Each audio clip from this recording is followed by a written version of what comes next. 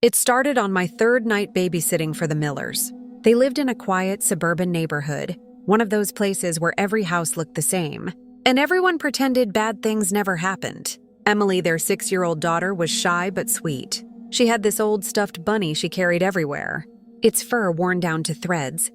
That night, Mrs. Miller told me she'd be out late for work. She left in a rush, apologizing for the mess, and reminded me that Emily had already eaten and should be in bed by 9. Easy money, I thought. By 10 o'clock, the house was silent except for the low hum of the fridge.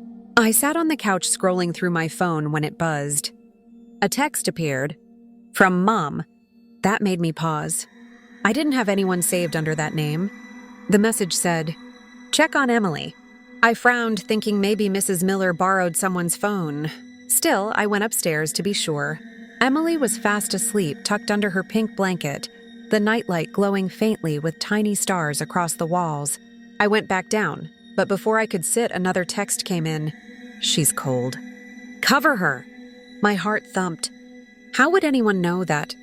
I went back up, covered her gently, and crept down again, unsettled now. Then my phone rang. The same number.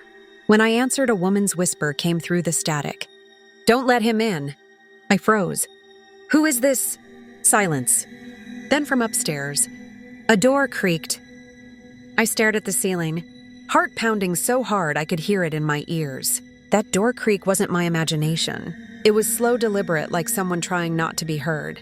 I grabbed my phone's flashlight and crept up the stairs, each step groaning under my weight. Emily's bedroom door was open wider than before. She was sitting up now, hair messy, clutching her bunny. Her big brown eyes glistened in the glow of the nightlight. "Emily," I whispered, trying to sound calm. "Did you open your door?" She shook her head. "Mom told me not to." The air seemed to drop 10 degrees. "Your mom called me just now," I said carefully, crouching next to her bed. Emily's lip quivered. "Mommy's in heaven," she said softly. For a second, I forgot how to breathe. I looked around the room. The same framed photo I'd seen earlier that night, of Mrs. Miller and another woman holding a baby. The other woman, I realized, looked just like Emily. Before I could say anything, a heavy knock echoed from downstairs. 3 slow, thunderous knocks. I froze in place. My phone buzzed again in my pocket. I looked at the screen. The same number, the same contact name. He's here. "Hide her!" My mouth went dry. I grabbed Emily's hand and pulled her toward the closet. Shoving us inside, my flashlight flickered, then went out. Through the sliver of light under the door, I saw a shadow moving. Tall, slow, deliberate. Emily whispered, trembling, "That's the bad man?" I held Emily close, my heart hammering so loud I was sure he could hear it through the door. The air inside the closet felt thick, suffocating. Every floorboard outside groaned as the man's footsteps crept closer. Slow, uneven, like he was dragging one leg. Emily's small hand squeezed mine. She was shaking so hard I could feel her trembling through the darkness. Then silence. The shadow under the door stopped. He was right outside. For a full 10 seconds, I didn't dare breathe. Then my phone buzzed again, the vibration loud in the quiet. I scrambled to silence it. But the man's voice came from just beyond the door. A deep, ragged whisper. "Who's there?" I clamped a hand over Emily's mouth.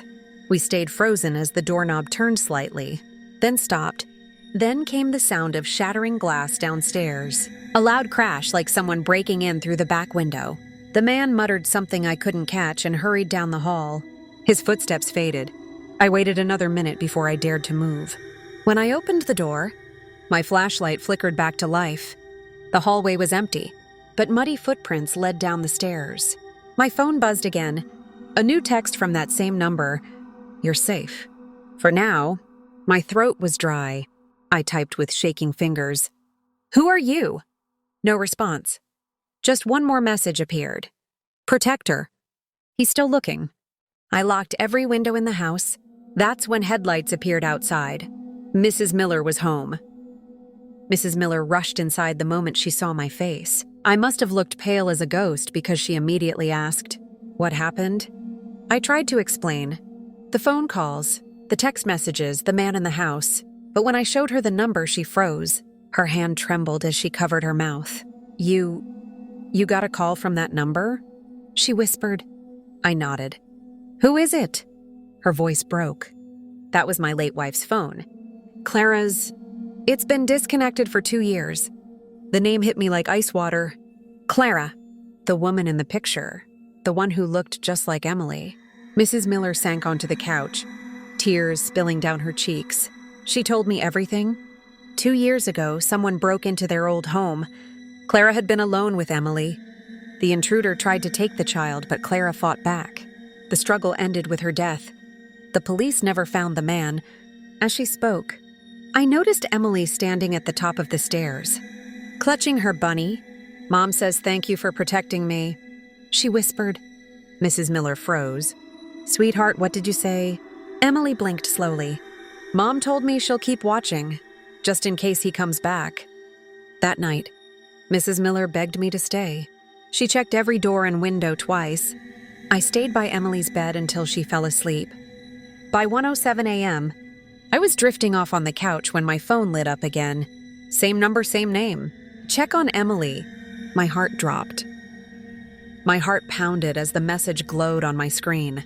Check on Emily. Not again. I grabbed my phone and sprinted upstairs. Emily's door was wide open. Her bed was empty. The blanket crumpled. Her bunny lying on the floor. The window was open, curtains blowing gently in the cold night air. Emily, I whispered, stepping closer. No answer. Only the faint sound of wind outside. Then another message buzzed through. He took her. Panic surged through me. I bolted down the stairs and out the front door. Barefoot. My flashlight shaking in my hand. The night was silent except for the distant hum of insects. And then, I heard it. Soft crying. It came from the trees behind the house. I ran toward the sound, branches scraping my arms, until I saw her, standing alone near the edge of the woods, barefoot. Clutching her bunny. Emily, I cried, scooping her up. She was shaking, her little voice barely audible. Mom says thank you for saving me. I froze. What do you mean? Before she could answer, my phone buzzed again. Run. I turned and saw a tall figure watching us from the darkness. His face was hidden, but I could hear him breathing. I ran as fast as I could back to the house, slamming the door shut. The police came minutes later, searched everywhere, but found no one. After they left, I sat with Emily until she fell asleep. My phone lit up one last time. Thank you, Clara. The next morning, police found something strange in the closet where we'd hidden. An old broken phone. On its cracked screen was a single unsent draft. Check on Emily.